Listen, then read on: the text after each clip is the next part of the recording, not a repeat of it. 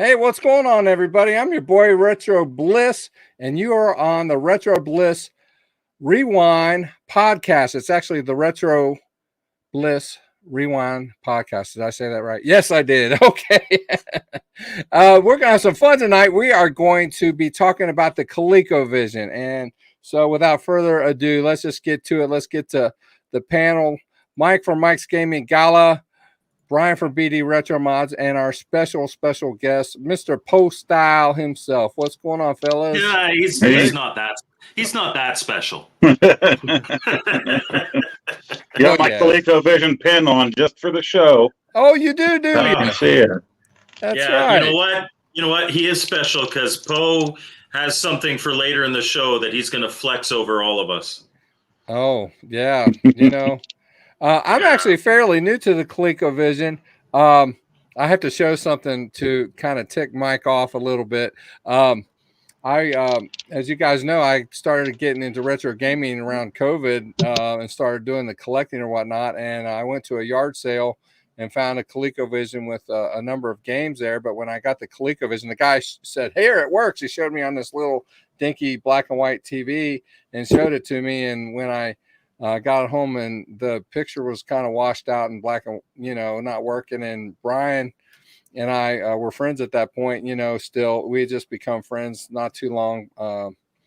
And I was talking to him about it and he goes, "Hey man, I think that's the power button, he said, if you want to send it to me, I'll look at it for you." So anyway, he looked at it, he fixed it for me. And he also did this to it. He drilled holes. He modded it. You know I did. Take a shot. Mike does not like. He does not I like. don't like drilling holes. He does not like altering hardware. At the same time, if something is not working and you have to do something to make it work, I'd rather it be preserved. So. But the way and used. Brian did get it working to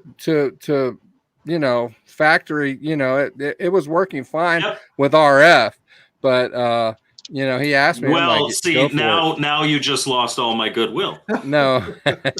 or the other thing you can do is you can have video jacks that you can fit where that RF came from, so you don't have to drill into the plastic. So with the ColecoVision, you actually got to keep the RF in there whenever you do the mod. You can't pull it out like the Atari. And there's stuff. a lot of vent holes. You can wire something through there. Come on. Retro Overdose. He's not real happy about that either. Retro Overdose is on my team for this one, and he is nominated for YouTuber of the Month this month. Nice. Congratulations, Retro Overdose. Good luck to you, man. Yeah, man. I'll have to check it out. Yeah. I know 3 of the 4 of us were all nominated at one point or other. That's true. So yeah. You'll have to check out last week's podcast for that. That was a good one. Yeah, we had a reunion show on that last week. You need to check that out, Retro. But anyway. So, how do we get this party started? You know what? I think we could just talk about the ColecoVision in general, unless you've got something else that because Channel of the Yars, long before the podcast even started, had a comment in my chat, and he's put it up as well. Here, followed up with it. He's saying obviously Yars Revenge is a big game for him, and he's a big Atari fan.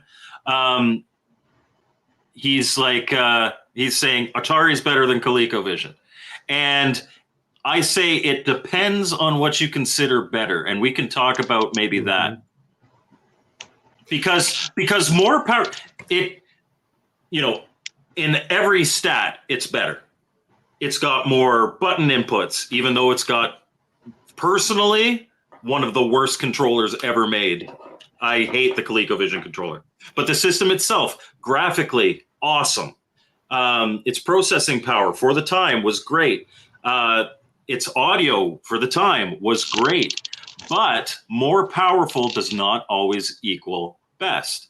And we talked about this when we were talking about Master System versus NES. The Master System was superior to NES in many ways, but that doesn't mean it was a better system. The game library is a huge part of what makes a system great.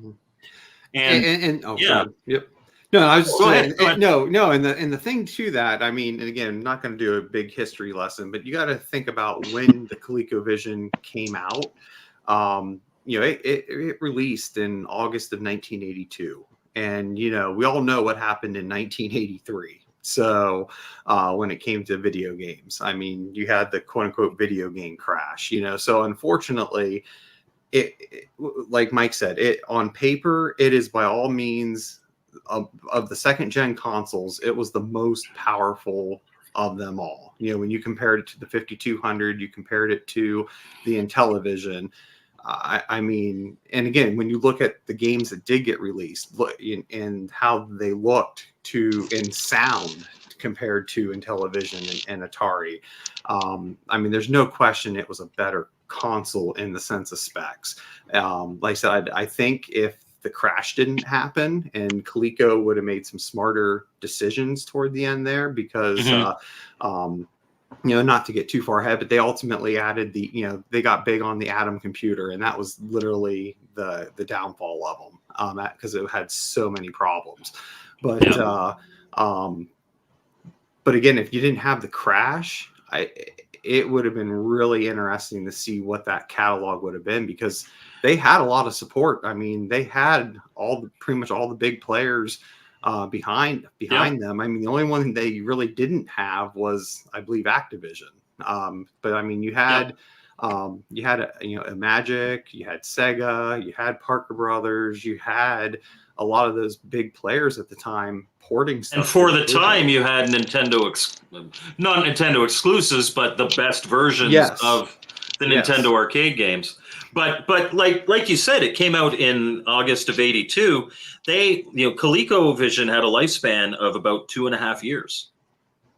Yeah, I saw compared to I'm sorry, I saw an ad where they had all the like a 2600, a 5200,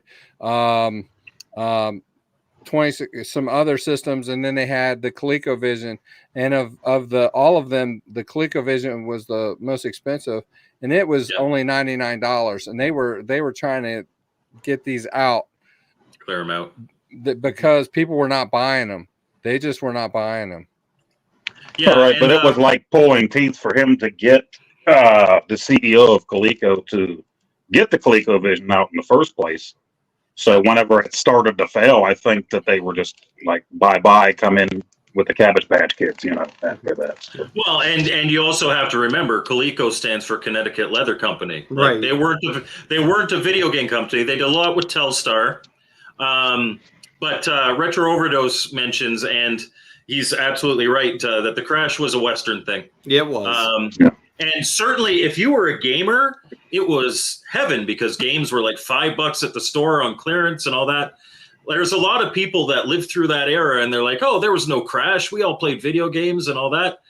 The companies crashed. Yeah, and I think part of that too is because Atari never had like a big thing in Japan, like we had here, and I think that's partly why you didn't see the crash as much, because they were already moving on. Because as I wear the shirt tonight, kind of for a reason, it's just when you look at the ColecoVision, you got to remember Sega literally took one of those back to Japan, reverse engineered it to make the SG-1000. So so again, they were already ahead of us per se, and that's why they didn't see it, because again, we were so set on Atari, which is nothing, because again, I love Atari just like everyone else here in the channel.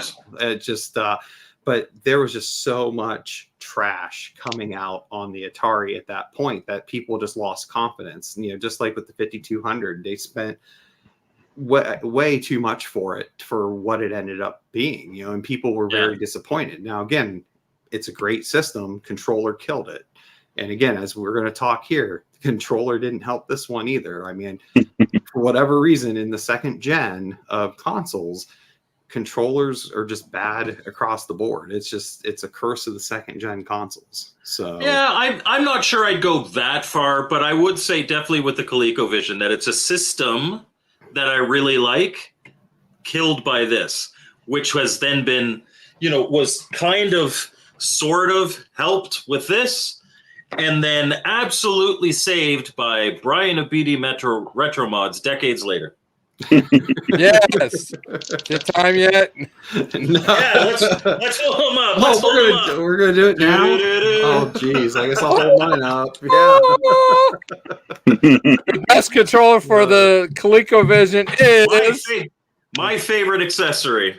Well, thank you guys. That's I'm always love hearing feedback on them. So. But for the most, we'll get to controllers and stuff later. We've got a lot of peripherals to show. We're going to focus mostly on original Coleco stuff, but of course, we'll have to mention some of the more modern stuff because there's a thriving homebrew community and a lot of aftermarket stuff. Okay, well, how do we get started on that? Well, Darren, you were talking about the crash. ColecoVision knew that this was an issue, and they were worried that Atari still had a foothold because they were continuing to crank out 2600s. So, well, you got to remember 2600s. I mean, we had stuff cleared till I think 1990 or 89, 90, something like that. I mean, how many consoles today get commercial releases for almost 25 years? I mean, when you think about it. So, I mean. So what they did, and I think they got sued over it, was they came out with this. You guys have box versions of the expansion module. You guys all have these too, right? I held up the Gemini. Yeah. So obviously the game library on the Atari 2600 vastly superior to any of its competition, at least in quantity. There you go. There's the box for it. Yeah, there's the box of it. So ColecoVision and Intellivision did this as well. It was like, well, if you can't beat them, join them. You can plug this into our system and play your Atari games as well as a ColecoVision. So imagine if Xbox came out with an accessory that played PS5 games. Yeah. So and then they got extra cheeky and actually made their own 2600. Right. So this is a Coleco Gemini, and it's got built-in paddle controller and joystick, and it would play all your Atari 2600 games, and it came with two Mousetrap, which is great, and Donkey Kong, which is just kind of okay on the 2600. Well, I think you can play all your Atari games on a Coleco system dedicated for just Atari games. Well, and I think with the Gemini, and I could be completely wrong on this, is that wasn't that an agreement between Coleco and Atari as a settlement for that expansion module one, I think? Or no? I am not overly... I don't know. I could be wrong. Sure on that. But yeah, everybody had to get in on the 2600 act because they knew all the kids had the 2600 games, most of them anyway, right? So Intellivision had to do it. ColecoVision had to do it, which this is a great thing. The only ones that didn't do it were Atari with the 5200 until people complained enough and they came out with this monstrosity. Yeah, I need to get one of those. That only works on, I think, the 4-port. Explain what that is. Yeah, this is the 2600 adapter for the 5200. And you will plug your never plug it in. They had a problem where they were shorting out the boards. Yeah. Yeah, there was a change that they made. Yeah, you could only play these on. Was it a 2-port? Yeah. Yeah, 2-port. Unless you sent your. Yeah, if you sent.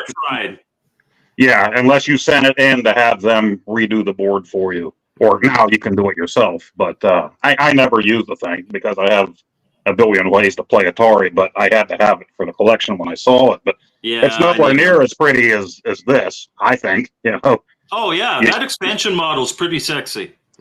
Right.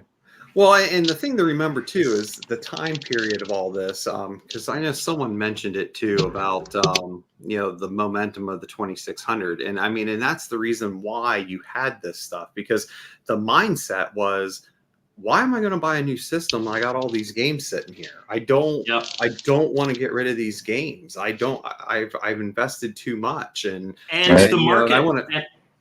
Okay. And the market hadn't been trained yet that, every 5 to 10 years you get an upgrade in system. Exactly. On top of this fact of, you really didn't have more than one console hooked to your TV, so again, if I get this new one, how am I, messing with this? So that's the reason why those expansions took off. I mean, because again, you had them on Coleco, you had them on Intellivision, and again, eventually they had to put it on the 5200 because of just poor sales of the 5200. And then later, obviously, it with the 7800 was backwards compatible. So exactly. there were new systems being made that would play Atari 2600 games right up till the end of the 80s. Right. Yeah. And the other thing too to think about that library is the fact that Atari had a 5-year head start on ColecoVision for their game library. They got established. But when ColecoVision came out, it was no slouch. And it actually passed the Intellivision in sales figures in a much shorter time.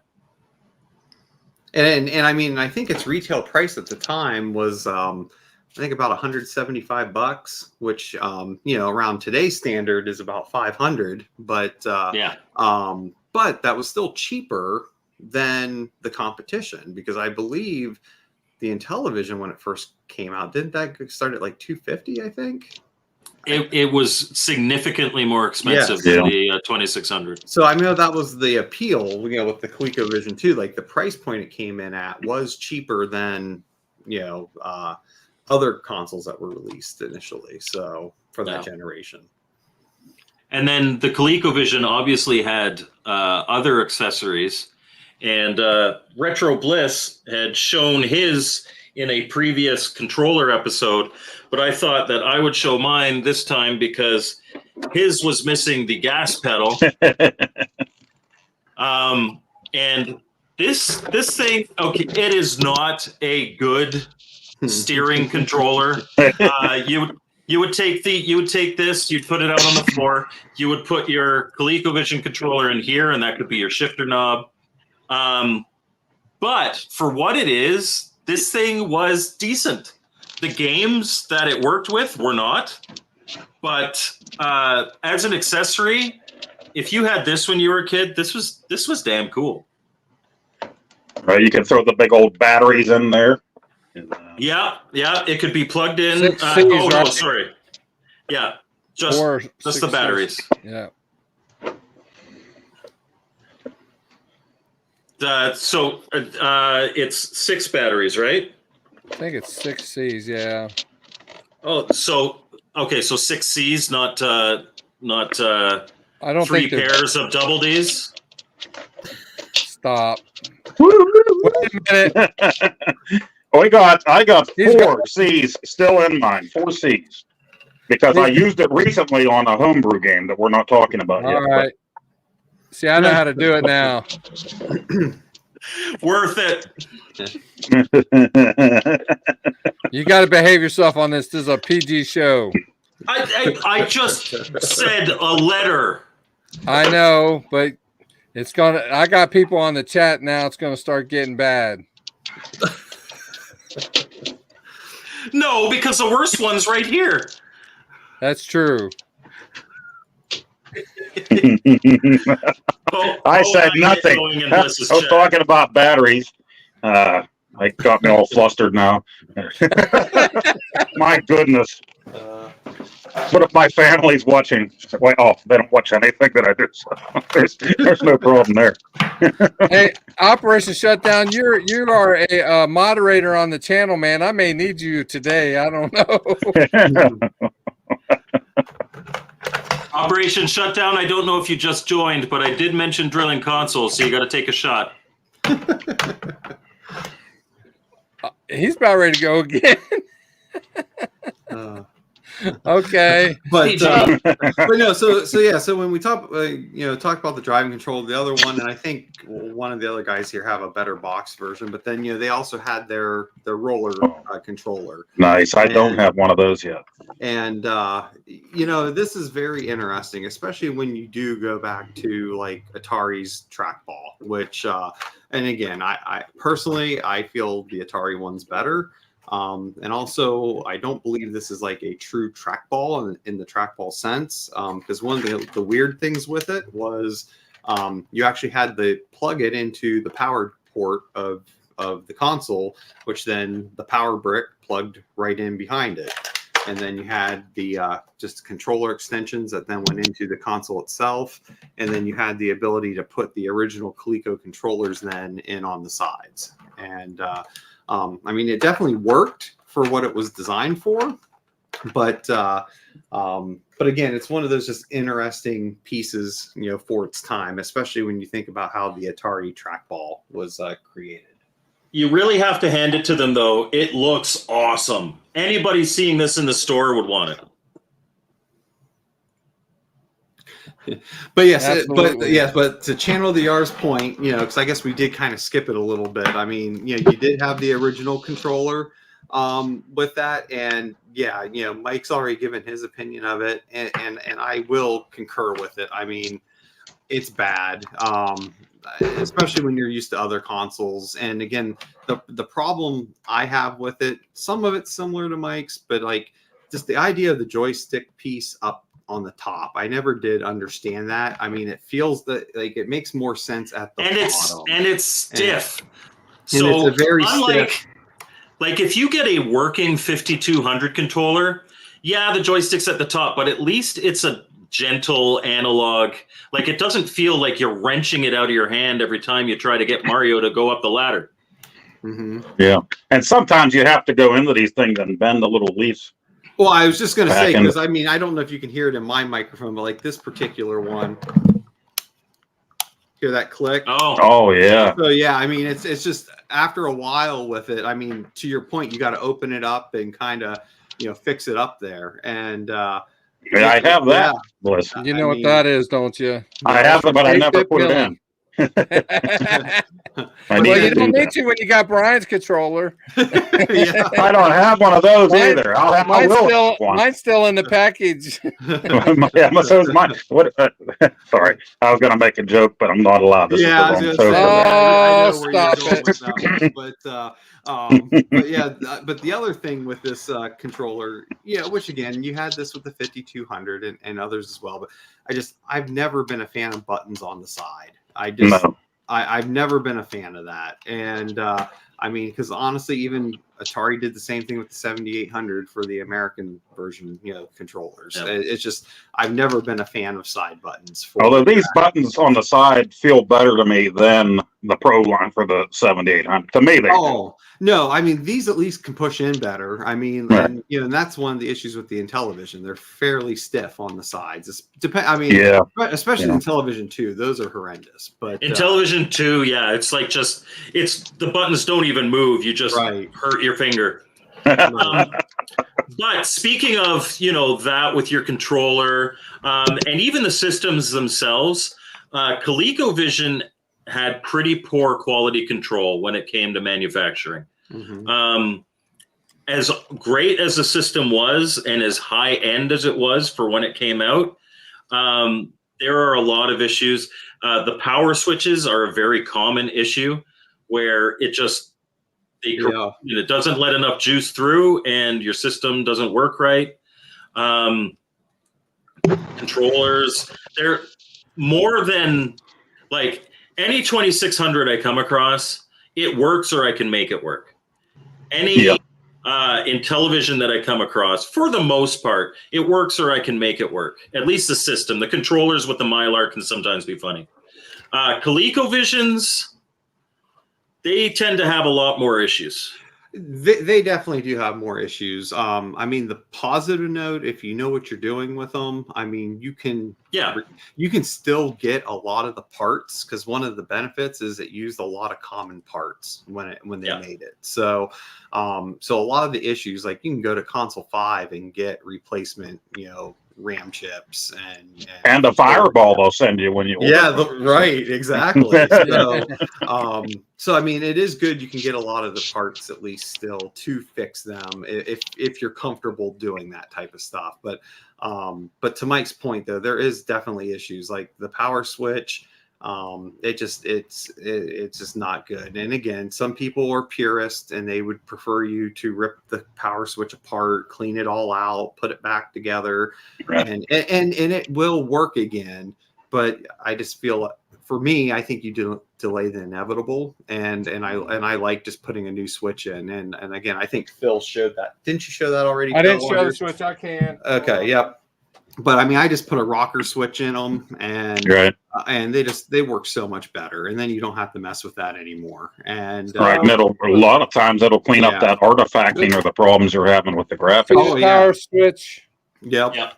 But then another issue with the Coleco, which is notorious, is just do not unplug the controller while it's powered on. It has major issues with. I mean, you can definitely cause a short because, again, just the way it's designed, and then you end up burning out those controller chips, and then again, you got to know how to solder them back, new ones back in. But that was a big problem with it as well. It's just the good news is, though, a lot of those issues are repairable, at least today, still, while you can get the parts. So, and another thing before we go on, I don't mean to interrupt you, Mike. Wacky World of Windows asked a question a while back. He wants to ask a question about the Atom computer system and about its compatibility with the ColecoVision. Now, actually, you could play ColecoVision games on an Atom computer, but I don't know if you needed a ColecoVision to. So they were eventually, because it never came out. There was supposed to be an Atom module for the ColecoVision, because for the most part, the Atom is a computerized version of the ColecoVision for all intents and purposes. There's some minor tweaks, changes in it, but for all intents and purposes, that is what it is. But they were going to have an add-on to be able to had use like it. tape drives and some stuff, and it but again, just the base console came in a box like this, and I scoffed at paying $150 for a complete in-box Atom computer 15 years ago, and I've been kicking myself ever since. But at the same time, I haven't had to pay for the storage space to. Well, they actually did sell them. They actually did sell them, but they were like off the market. Of course. But they were off the market almost immediately, because as soon as they got them out in the retail market, people were returning them because they were buggy and not working right and all kinds of problems. Yeah, there's a famous episode of The Simpsons where they show Ralph in the elementary school in their computer lab, and their school was so cheap that they were all the Coleco computers that Ralph was working on there. But to the point of his question, though, I mean, all the peripherals and things like that from the ColecoVision and the games do work on the Atom. Yeah, it's not necessarily vice versa, though. It just depends. I mean, I think if you got the game cartridges, obviously they work, but there's other things that were on the Atom that you would not be able to put onto the ColecoVision. And later games, you'll see, like the one that I have sitting in front of me doesn't, but a lot of them will say ColecoVision and Atom computer. Right. Yeah. Before we move off of quality control stuff too much, let's there you go, ColecoVision and Atom. Let's talk about this ungodly. First of all, it's ginormous. Second of all, they are notorious for not putting out enough power, especially if you've got something like the Super Game module plugged in. Anybody want to talk about that and the fix that is out there? I wish I had what the fix is. I think Poe's got the box for that, Poe's right? gonna need to show it. So I was looking in my little tub here. I forgot to bring that up. Yep. But and I actually got mine. They talked about it in one of the Facebook groups when it first came out. I didn't jump on it. I think it sold out. And then somebody came on one day and said, they're back again. Hurry up and get them. I think it actually came from Germany. But yeah, let me pull it out of the box here and show you. I haven't used it yet because I got something else later. So you can see where it plugs into the ColecoVision with the 4 pins in the back. And then you got your USB-C on this side. So now you don't have to have the giant brick taking up all the space in the world. And it's going to be really easy to find a cable to plug into this thing and replace just that instead of the whole giant brick. Yeah. So let me get everybody in.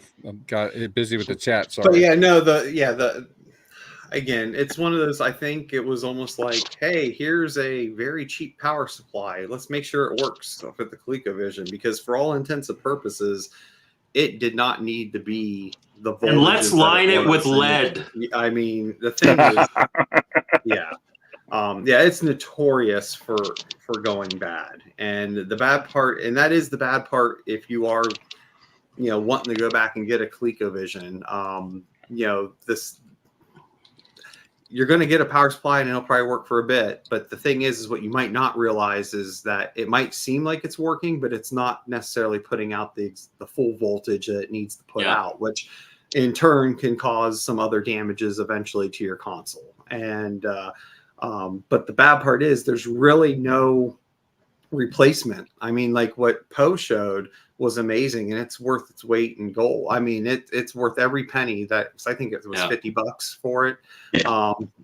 It was worth it. But the issue is that you can't seem to find those anymore. Like there's like no update or news of a new batch coming out, and so now you're at the scalpers market. If someone is selling them, and the bad part is just, to my knowledge, if anyone knows anything, please let us know. It's just no one seems to be making a replacement power supply for the ColecoVision.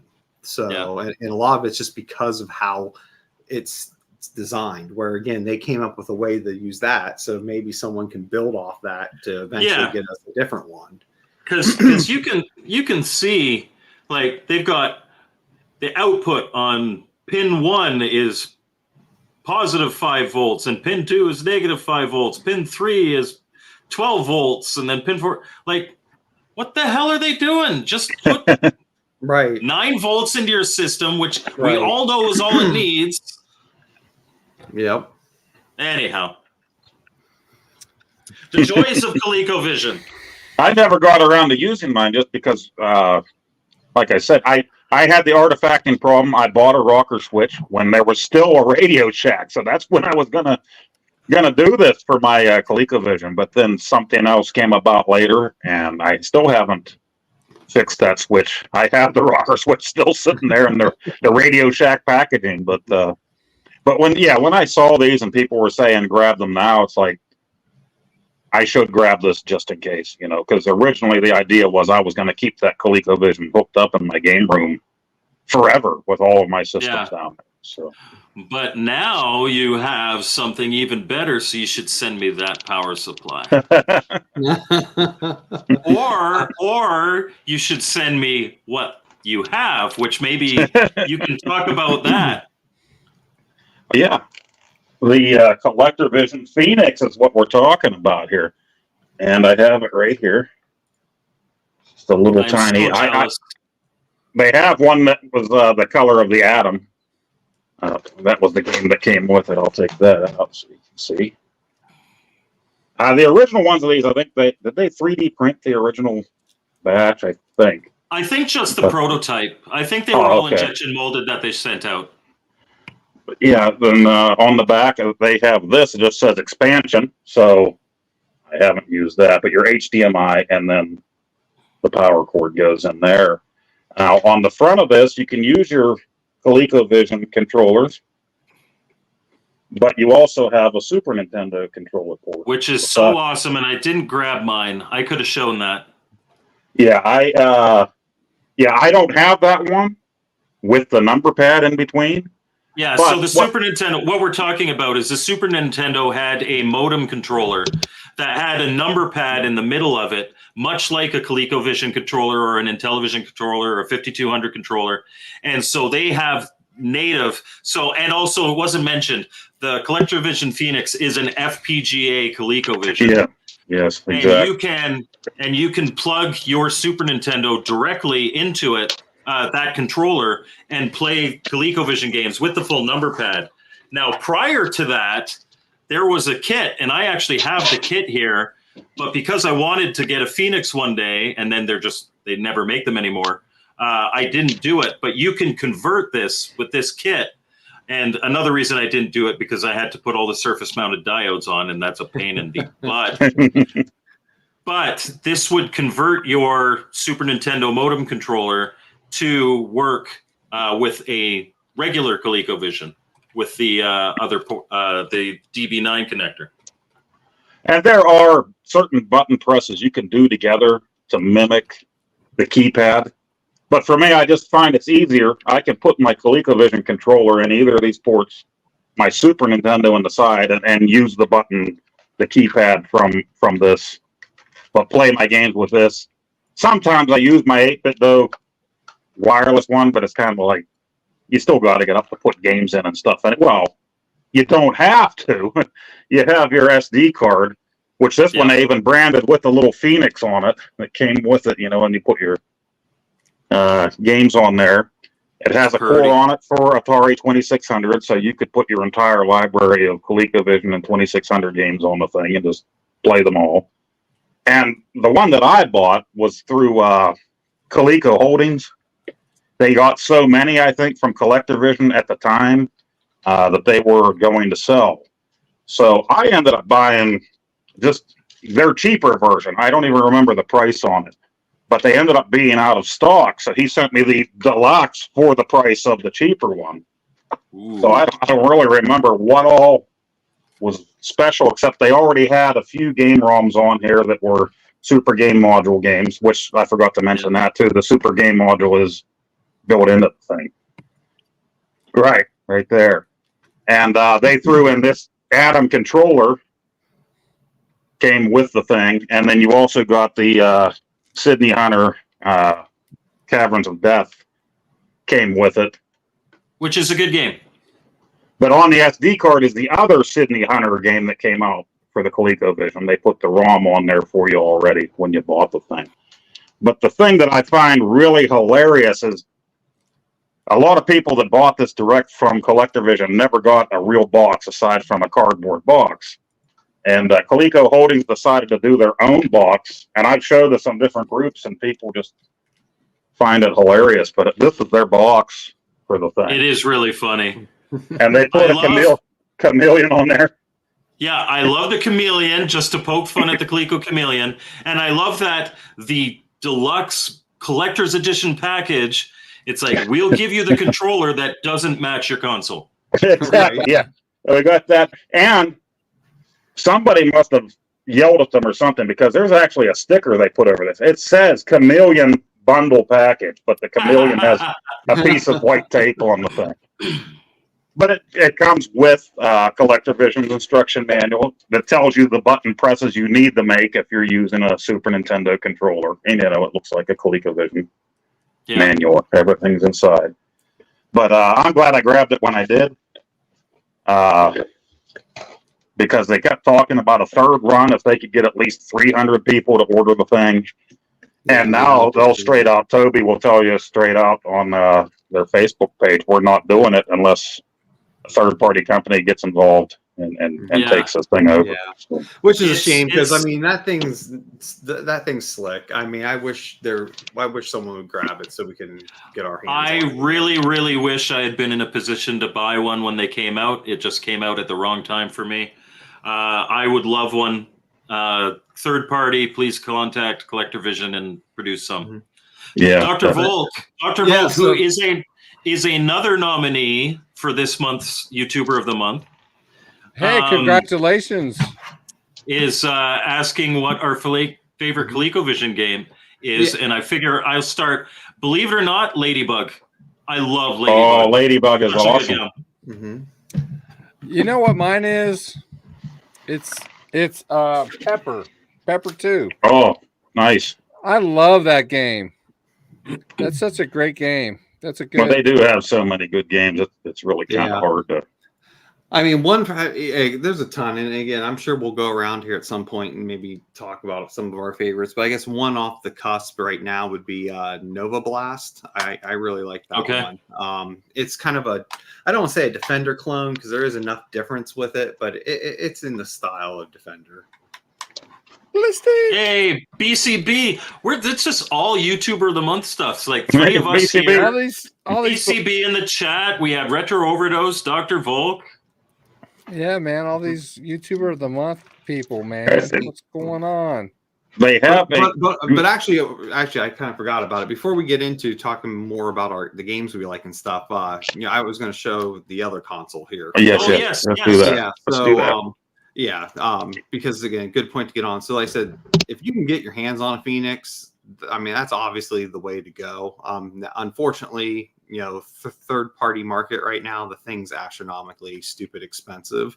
But the good news is there is another option. So like if you don't want to take a chance on an original Coleco, you can actually, they have what's called the CV NUC Plus video game system. You can actually get this at Brewing Academy.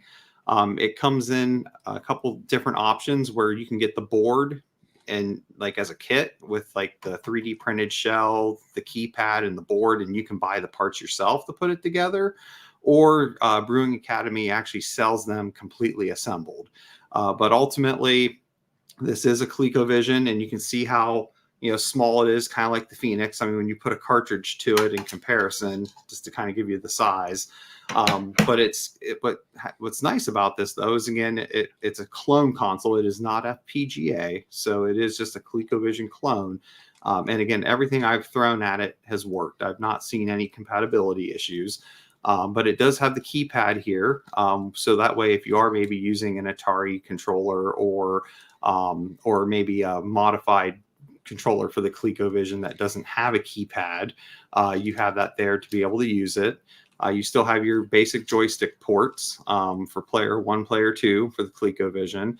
But what's also nice is it has a USB port for a mouse for it to act like the rollerball controller. So that's really cool. Just like the Phoenix, the Super Game Module technology is built into this. So you can play games, homebrew games that require the Super Game Module.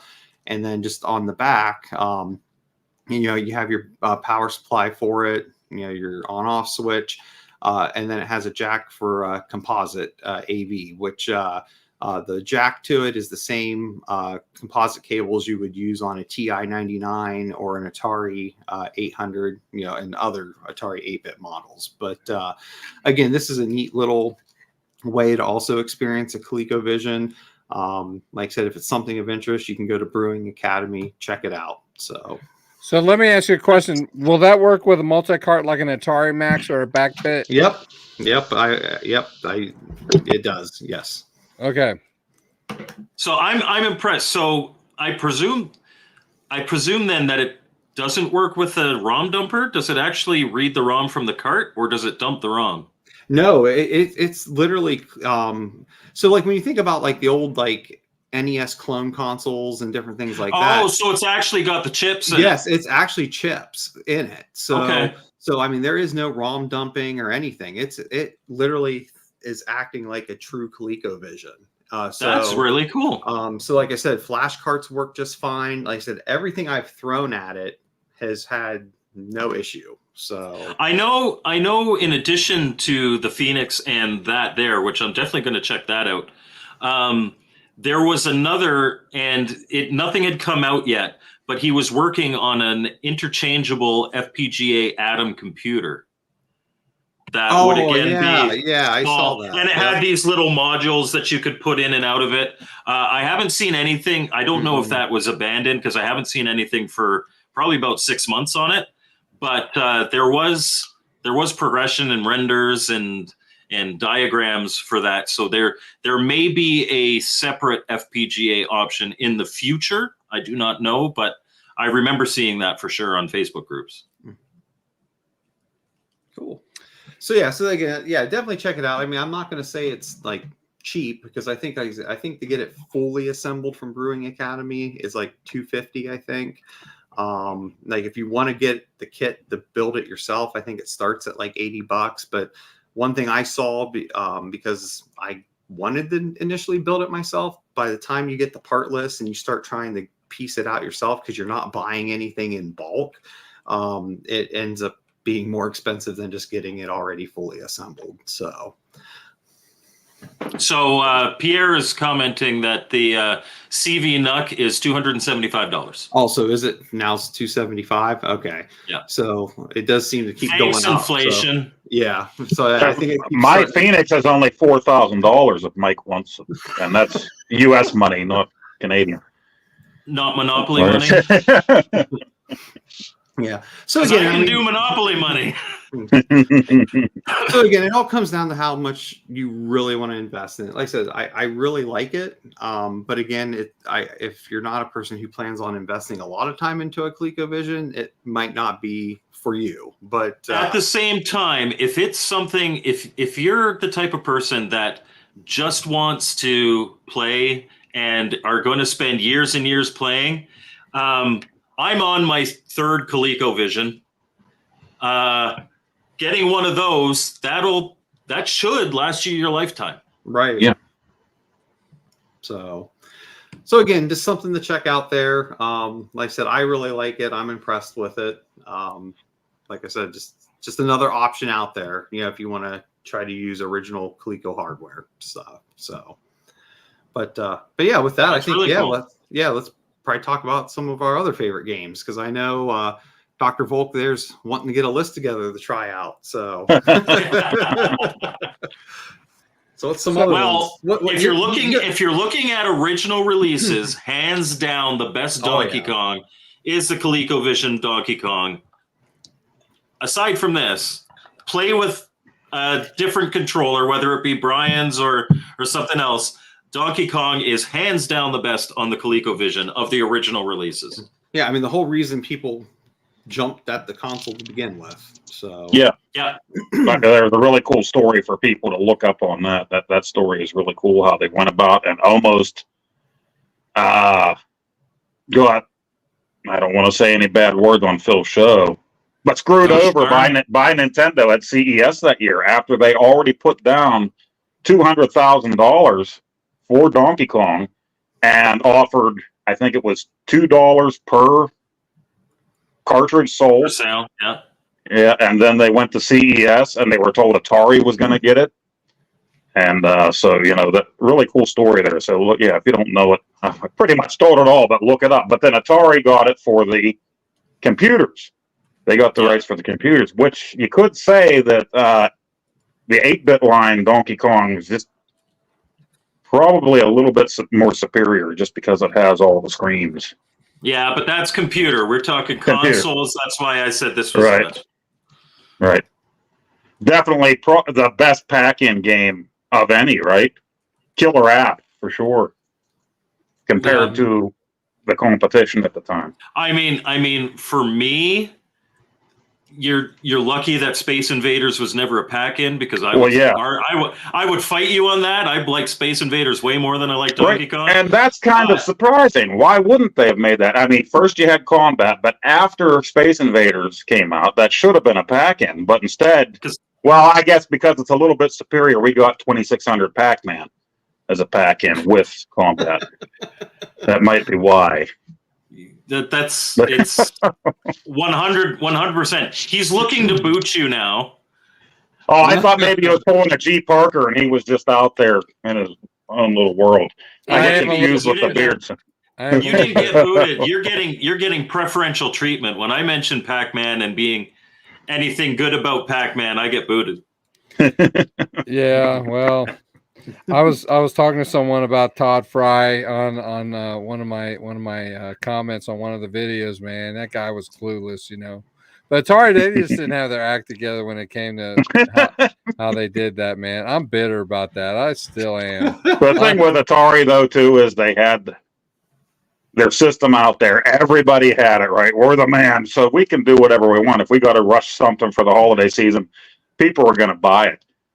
I worked in a deli whenever I was a teenager, and my manager, a grumpy old woman, said at Christmas time, she said, "This time of year, I could roll dog crap in nuts, and people would buy it and eat it." And I think that's kind of the attitude that Atari had there for a while, you know. Well, no, exactly. Well, and even in some extent, Coleco was too, because there's that like urban legend myth of they purposely made Donkey Kong on the 2600 to look like trash to help sell in television. In television.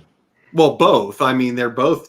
But in television, I'd rather play 2600 than in television. Right. That one just. But I mean, that really wasn't the case. I mean, if you listen to interviews, on it, I mean, it literally came down to Coleco didn't want to spend the extra money to get an extra kilobyte chip, for it. Right. And they wanted it in time for the holidays. It was kind of like they knew. It has Donkey Kong on it. It's gonna sell. To your point, it's gonna sell. It don't matter what it's gonna sell. Put it. And at least that's the way marketing sees it. The programmers might want something really nice they can get out there, but it all comes down to management and marketing. Say we're not spending that kind of money. Yeah. You just for put sure. it out And for a competitor's console. Who was it that programmed it for the 2600 again? What was his name? Oh, I forget. I saw an interview with him. He was not instructed to make a bad port of it. His name was Phil McCracken. He was instructed to make a cheap port for it. He because they wanted to put it on the lowest RAM cart they could. Yeah, I like. Yep. If you go to BCB's next comment. After this one, I want to answer this question. He says, "Do we really boo people on this show?" Really? Yes. Okay.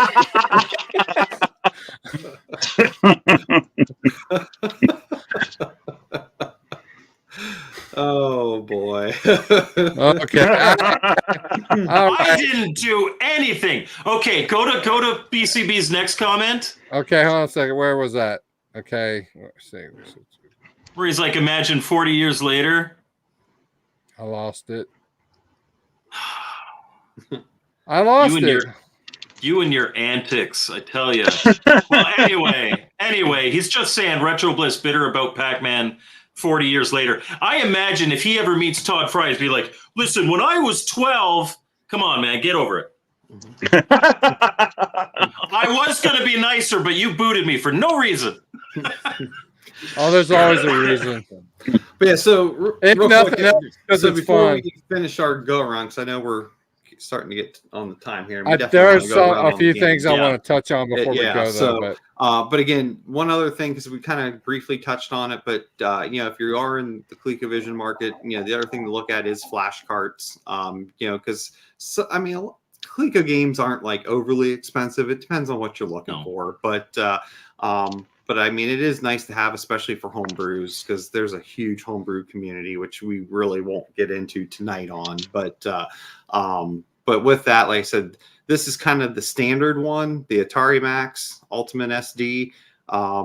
Very slick. And what I really like about this one, compared to the same one they do on the 5200, is that there is a reset button. So like, I don't have to constantly I don't have to keep shutting off the console every time I want to change out, to start up another game on it. So I can just hit reset on the cartridge, go back to the menu, and play whatever I want to play. So that's very convenient with this one. But then there's also the back bit, which I forgot to bring that up. But there is the back bit, which Phil must have it there. Yep. Yay. So again, which is a flash cart we talked about. It also has a reset switch. The only thing of it is, these have back bits have these inserts that you put for each individual console. So actually, this is a 7800 insert, but there's one for the ColecoVision, for the Intellivision, for the 800. There's different other systems that you have it for, but you can, depending on the system, you can utilize the reset switch on some of these without doing anything with the insert. But sometimes you have to modify the insert by going inside the console and attaching or soldering a wire to somewhere on the motherboard, and then putting it on the insert. And so, you know, sometimes it works, sometimes it doesn't. So yeah. So those are kind of your flashcard options for the Coleco. And again, there's no right or wrong with them, but just it works though. I like it. I like it. Both it works good. Yeah, they both work good. So, but yeah, I think let's talk about games. Poe, I don't think you mentioned the game yet, so maybe we'll start with you and kind of keep going around here. Yeah, I mean, it's hard to pick a favorite. I really enjoy their version of Time Pilot, and I really enjoy Tapper on there a lot. Two that I did bring out here, Oil's Well, which is also Anteater or something on other systems. Yep. I think Oil's Well is a lot of fun to get into, and of course, Miner 2049er. I have this on the 5200, the 2600, and ColecoVision. I love that game. So when you said of course, I was expecting Popeye. Well, yes, but okay, Popeye's my favorite #1 game on it. Everything that's ever been made, except for the Switch. And if Arcade Chaos is watching, I'm sorry, but that new Popeye they put on the Switch a few years ago was just, yeah. But the rest of them, yeah. But Oil's Well, I have a lot of fun. I could play that one for a long time. And Time Pilot on there, I thought was a really good port. Yep. Burger Time is good too, but Intellivision did Burger Time better than anybody, in my opinion. So, yes, I agree. Yeah. Venture is really good on the ColecoVision. Mousetrap, that's the best version of Mousetrap on the ColecoVision. I am not good at those kind of maze games, but Mousetrap and Ladybug are the two that I can really get into, because you can like flip the doors and you can, turn yourself into the dog at will, and so I actually like those a lot more than I like any version of Pac-Man. And the ColecoVision versions are hands down the best ones. Yeah, so some I have real quick. And again, I don't have the carts for all of them, but Sega stuff on the ColecoVision was all really good stuff. And I really enjoy the Zaxxon port that they did. Congo Bongo was another good one. Let's see what else I have here. Gorf. I liked Gorf on the ColecoVision. Mr. Do, which is kind of like a Dig Dug. Yeah, that's one of my favorites. I like that. Mr. Do is really good. Yeah, I like that one a lot. Excellent. Frenzy. Can't go wrong with Frenzy on ColecoVision. Yeah. And then these ones, some people don't like them, but for their time being a platformer, because you never really had like a true platforming game that we kind of got in habit with when you had Super Mario Brothers, finally come out. But Smurfs, it's kind of funny, but it's actually not bad, on the ColecoVision for being a platformer of its time. And in the same vein is Cabbage Patch Kids. I mean, again, just because they're those early platformers that you just didn't really see much of prior to those games. So and the funny thing about Smurfs, at least, is that Coleco's port of Smurfs to the 2600 is actually pretty impressive too. Yes, it is. Another one I really like that I just don't have the cart for is Spectron. It's kind of a clone of Space Invaders, but they kind of just did their own graphic style and stuff to it. I think that's a really good ColecoVision game as well. And again, there's others, but those are some of my top ones that I kind of went through the catalog and looked at. So it was, for the most part, a pretty solid library compared to other libraries of the day. Yeah. Yes. Like, I look at the Intellivision library, and there's 125 of those, and half of them I could take them or leave them. It was a big deal back then to try to be like the arcade, and they definitely did it better than anybody else. Oh, without a doubt. I totally agree with you. Yeah. And I think it was, excuse me, Operation Shutdown that mentioned that Ladybug was almost arcade perfect, and it was. Ladybug is awesome. Yeah. Mousetrap, like you said, I love those two on there too. There's just too many to name. And I think someone actually in the chat mentioned like Centipede on Coleco. Yeah, I mean those Atari Soft games that they eventually made for the ColecoVision were honestly even better versions than you saw on the Atari consoles for a lot of those. Yeah. And they had a nice version of Hero. I didn't get into any Activision like talking here, but what River Raid, Hero, Pitfall were on there as well. Oh, you're right. I didn't think there was that, but you're right. So yeah, I was wrong in my first comment. Yeah, Activision was involved, just not as much as they were on the Atari, but they did have a couple.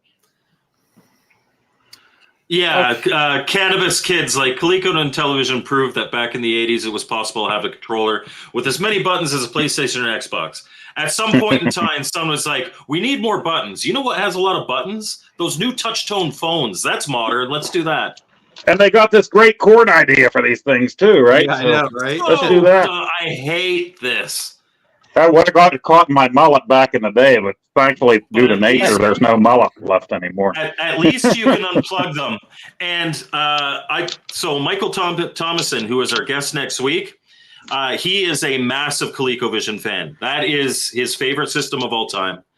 And he said there was a guy who knew the exact temperature, and you'd send him your ColecoVision controller, and he'd dip this in a certain temperature of water, and he could make it a flat, like a straight, great cable. So there is, put it in warm water and stretch it out, and you should be able to get that coil out if you really want to. Yeah. But then to that point, the other thing, because I know we're running out of time, is just there are controller options out there. So like obviously we talk about not liking the controllers with the ColecoVision. So like I said, there are two controllers that I make. I don't have one yet, but if you gave me one with a 40-foot telephone cord on it, I would buy that in an instant. So like what Phil and Mike have shown, like I said, I have. Phil has the Model 1. I have the Model 2. Yes. So yeah, I did a recent redesign on it. So that the design Mike's holding is the new design moving forward. That I 100% do myself, and. Again, it works great. I mean, it has all the super action controller functionality. Now, obviously, you don't have like the clicky thing that was on the super action controller, but you get the buttons and you get the all the keypad and so forth that's available. And then I do a second option where it's just what I kind of call the 2-button, more simple ColecoVision, where you have your two your primary fire and your arm, secondary button, and then the 2 buttons here is the asterisk and the number 1 key, so you can still so you can start all the ColecoVision games. Now obviously with this you have no keypad, but with that said though, a lot of the library really didn't use it as much as you would think. So this is a good alternative too. And this one's obviously a cheaper option, because sometimes, the super action style might be out of the price range for somebody. And this is another secondary option that you can do. But then with that said, there's also other ones out there that are made by other folks as well. I would like to have one of those, but with a button that is up for jump for the Smurf game, so that I don't have to push up. Yes. Yeah, that's annoying. So before we go, because we're running a little low on time, I do want to talk briefly about the homebrew community and about where you guys can get some games. There is a homebrew scene. Mike is getting into it, and I'm getting into it, and I think you guys might be getting into it a little bit. Oh yeah, no, I do a lot of the homebrew on it. Like, so I use my flash cart with most of it. I did belong to Opcode Games Club for a while there. These guys are the cream of the crop from what I've seen thus far. Okay.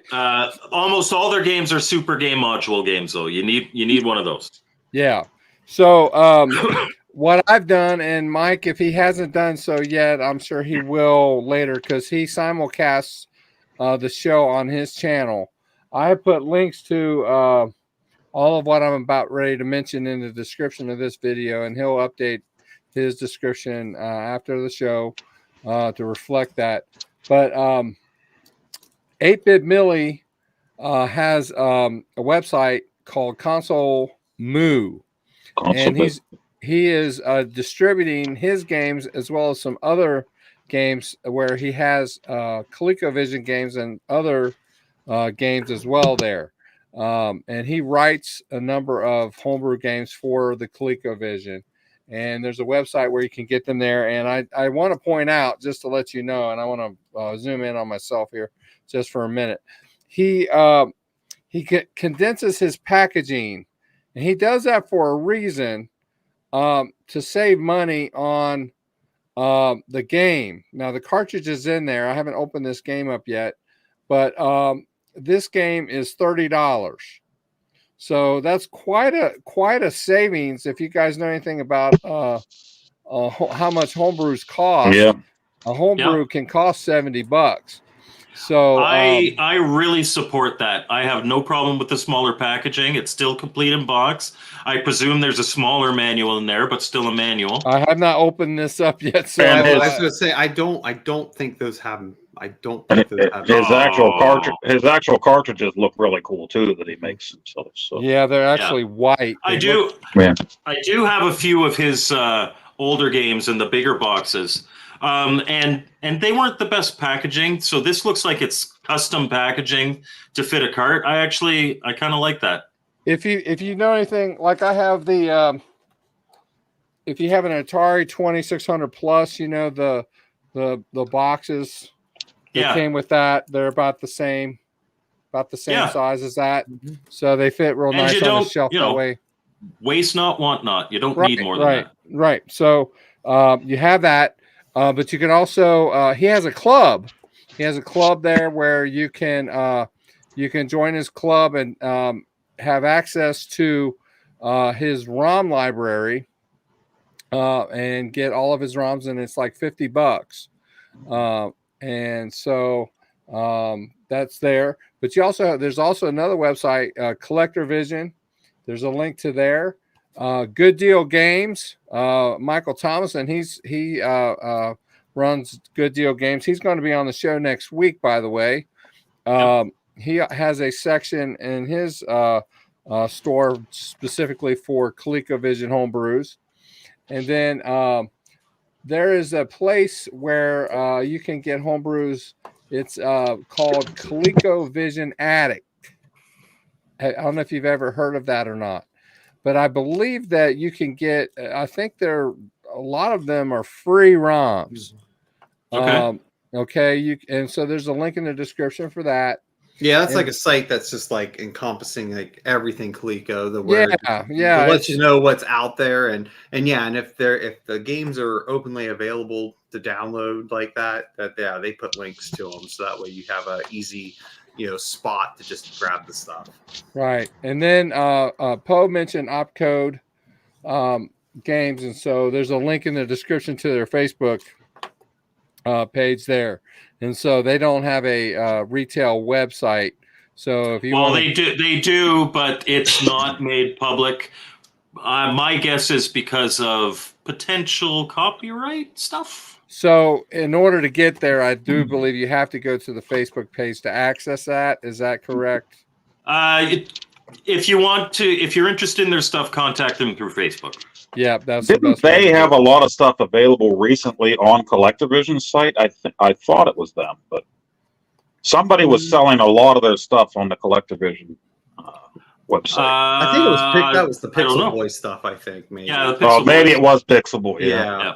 I think they got like the rights to like reprint a number of Pixel Boy. Yeah, you're right. One thing I will mention, if you hop onto CollectorVision and you want to buy one of their games and you notice that it's sold out, Michael Thomason of Good Deal Games has a deal with CollectorVision that he buys all their overstock. So if they're sold out, check out Good Deal Games. He probably has it. Yeah. Oh, nice. Yep. Guys, I do have a few of theirs here that I think are really great. And somebody mentioned Mr. Do. I've loved Mr. Do from the time I was a kid. I loved the whole series. Mr. Do's Castle was the first cabinet that I played.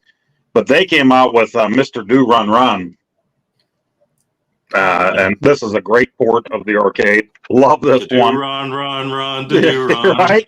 Yeah. Great game. And another one, if you have the steering wheel, you have Safari Race by Sega that ColeCoVision had out.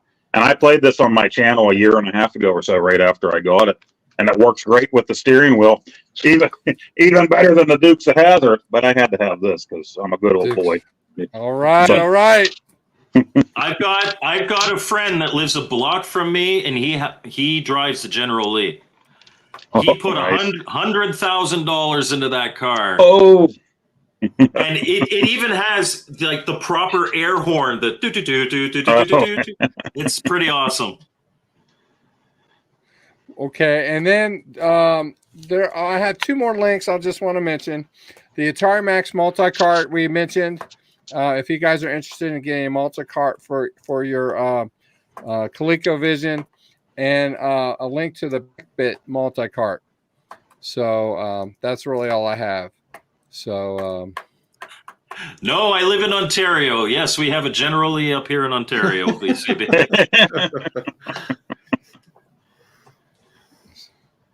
I'm sorry, I'm kind of. You remember on Chips when they had the horn they pushed that played La Cucaracha? Paunch was undercover, okay? Paunch was undercover, and he needed John and the rest of the guys to know where he was at. So he's in this car, and they're like, "Where's he at?" And he'd hit the horn and play, and they were like, "There he is. Let's go." Great episode. You got to check it out. We're flustering Phil. He wants to get his last link out. Sorry. I'm not paying attention. Sorry, I'm trying to do the. Why wasn't there a Chips game on the ColecoVision? They should have had a Chips game. But yeah, one last thing is, as we're wrapping up, again, not really related to ColecoVision, but I saw a couple chat things, and I think Poe mentioned about, the up button for jump and, having a way to fix that. And I will say I'm going to be announcing something here probably in about 2 weeks, Atari related, that will solve that. So. Oh, nice. Yeah, because they're game programmers out there. Up is never jump. Up never should be jump.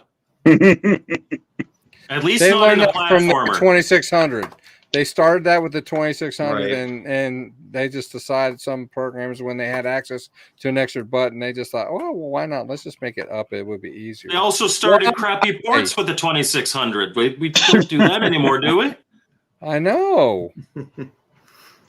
All right. Well, I think we've had a good show, guys. Yeah. I think we've had a really good show. Appreciate you guys being here. And hold on a minute. I gotta take care. You guys keep chatting, man. I wish you'd just stop. You wish that there was less activity on your channel. I'm kidding. Well, actually, it's been a lot better chat than we had earlier today. Yeah. The chat was great. The chat was great tonight. We had a lot. It was actually really good. As I said, I was having a hard time just keeping up with it all because. Yeah, I see. That's what I'm saying. Yeah, actually, as I'm going back through it, I see BCB did a shout out to me, and hey BCB. Yeah, I know. I saw BCB it a little late. Yeah, about 10 minutes late, but hey. I know. I've been trying to keep up with it all myself. So, anyway, listen. Thank you to the audience for tuning in. Thanks, Mike. Thanks, Poe. Thanks to Brian. Appreciate you guys being here. Next week, we're going to have Michael Thomason from Good Deal Games.